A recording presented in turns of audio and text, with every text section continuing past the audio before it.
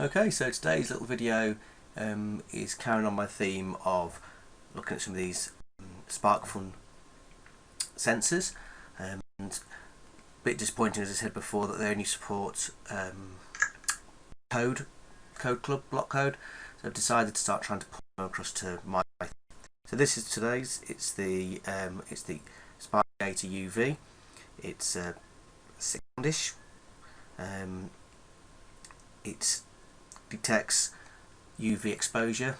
Okay, it's based on the VEML670 processor chip. I've got some sample ones as well as the Sparkfun ones, and it's working fine with the Arduino shelf dirt cheap VEML670 chip that you can buy for a couple of quid, as well as the Sparkfun, the Gator version.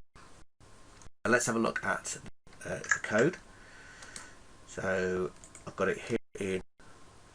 I've got it here in. Okay, so I've got an object that does it all.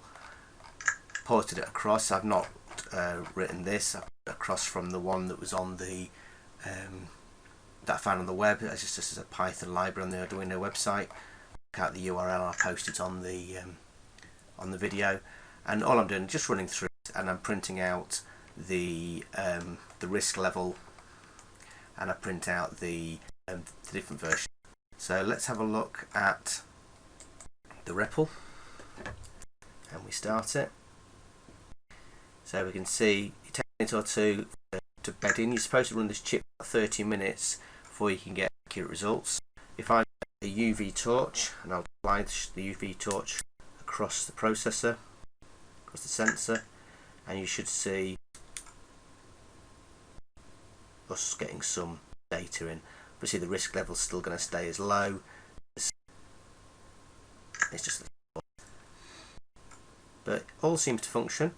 Same sort of as on the blocky type coding, make code.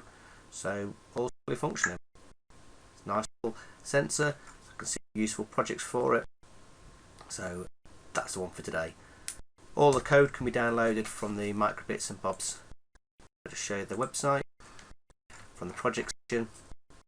So code here, Gator UV processor, basically. Sensor. I've also got Gator environment, sensor, and the Gator environment 280 altitude pressure sensor, humidity sensor, and so on.